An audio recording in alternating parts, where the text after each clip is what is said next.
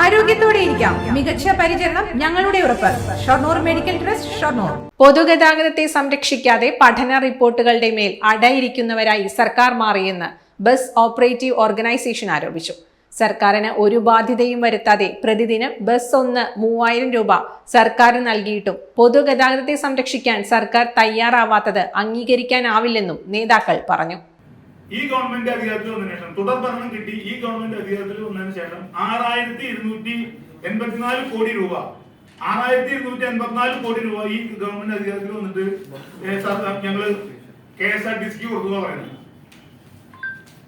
ആകെ KSRTCയുടെ fleet strength 2200 2300 ആണ്.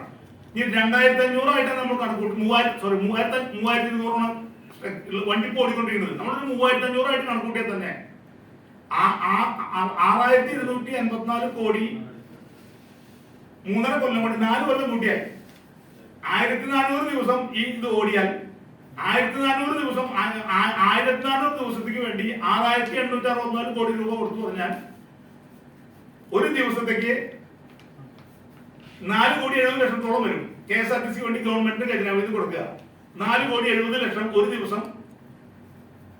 അപ്പൊ ഈ KSRTC കൊടുക്കുന്ന 3500 ബസ്സാണ്. അപ്പൊ ഇതിനെ 3500 കൊണ്ട് കുടിച്ചാൽ കിട്ടുന്ന 13,482 രൂപ കൊടുക്കണം.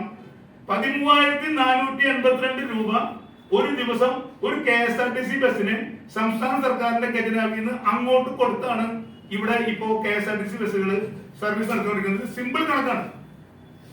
ജനങ്ങളിൽ നിന്ന് യാത്രാക്കൂലി സ്വകാര്യ ബസ്സുകൾ വാങ്ങുന്നതിനേക്കാൾ 20-30% അധികം വാങ്ങി ഫാസ്റ്റ് സൂപ്പർ ഫാസ്റ്റ് എന്നൊക്കെ പേരിൽ സർവീസ് നടത്തി ജനങ്ങളിൽ നിന്ന് കിട്ടുന്ന ഈ പണത്തിന് പുറമെയാണ്, യാത്രക്കാരിൽ നിന്ന് ലഭിക്കുന്ന പണത്തിന് പുറമെയാണ് ഈ 13,500 രൂപ ഒരു ദിവസം ഒരു KSRTC ബസ്സോടെ സർക്കാരിന്റെ ഖജനാവിൽ നിന്ന് കൊടുക്കുന്നത്. KSRTC ബസ് നിലനിൽക്കാൻ ബസ് ഒന്നിന് 13,500 രൂപയാണ് ദിനവും സർക്കാർ ഖജനാവിൽ നിന്ന് നൽകുന്നത്.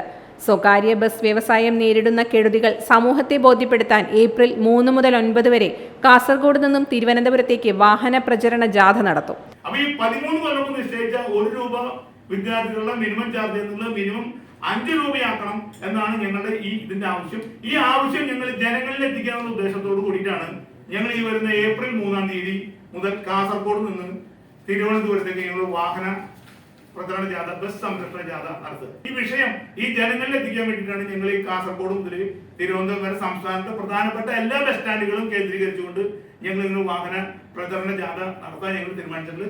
വിദ്യാർത്ഥി ചാർജ് വർധന ഉൾപ്പെടെയുള്ള കാതലായ പ്രശ്നങ്ങൾക്ക് പരിഹാരമായില്ലെങ്കിൽ അധ്യയന വർഷം ആരംഭിക്കുമ്പോൾ സർവീസ് നിർത്തിവെച്ച് സമരം ആരംഭിക്കുമെന്നും ഗോപിനാഥ് പറഞ്ഞു. ഈ പൊതുഗതാഗതം ശക്തിപ്പെടുത്തുന്നതിന് വേണ്ടിയുള്ള നടപടികളുമായി സർക്കാരിന്റെ ഭാഗത്തു നിന്ന് വന്നാൽ മാത്രമേ ഈ വ്യവസായം ഇനി മുന്നോട്ട് പോകുള്ളൂ. അതുകൊണ്ട് ഞങ്ങളുടെ ഈ വിഷയങ്ങൾ സർക്കാർ അടിയന്തരമായി ഇടപെട്ട് തീരുമാനം ഉണ്ടായില്ലെങ്കിൽ ഞങ്ങൾ ഏപ്രിൽ അവസാന വാരത്തിലോ അല്ലെങ്കിൽ മെയ് ആദ്യ വാരത്തിലോ ഞങ്ങൾ സമരവുമായിട്ട് ബസ്സുകൾ നിർത്തിവെച്ചുകൊണ്ടുള്ള സമരമായിട്ട് മുന്നോട്ട് പോകണം.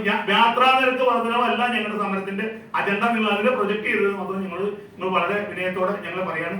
ഞങ്ങൾ ആവശ്യപ്പെടുന്ന 13 വർഷം മുമ്പ് നിശ്ചയിച്ച ബാക്കി എല്ലാ മേഖലകളിലും വർധനവും നടപ്പിലാക്കിയ ഫീസ് അടക്കം വർദ്ധിപ്പിച്ചു. ഈ വിദ്യാർത്ഥികളുടെ പരീക്ഷാ ഫീസ് വർദ്ധിപ്പിച്ചു. ഇവിടെ എന്തിനു പറയുക OP ടിക്കറ്റിന് വരെ വില വർദ്ധിപ്പിച്ച നമ്മുടെ നാടാണ്. അപ്പൊ വിദ്യാർത്ഥികളുടെ 1 രൂപയിൽ മാത്രം വർദ്ധിപ്പിക്കാൻ സർക്കാരിന് എന്താ മടിയെന്ന് മനസ്സിലാവില്ല.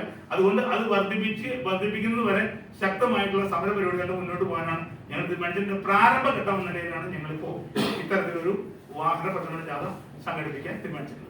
പ്രസിഡന്റ് മൂസ, ട്രഷറർ പ്രദീപ്, വിദ്യാധരൻ, ബേബി, ബിബിൻ ആലപ്പാട്ട് എന്നിവർ വാർത്താ സമ്മേളനത്തിൽ പങ്കെടുത്തു. ഡോട്ട് വ്യൂ ന്യൂസ്, കാഴ്ചകളാണ് ലോകം, കണ്ടു തുടങ്ങുക. Time kids pre school, Mannannur road, Vaniyamkulam.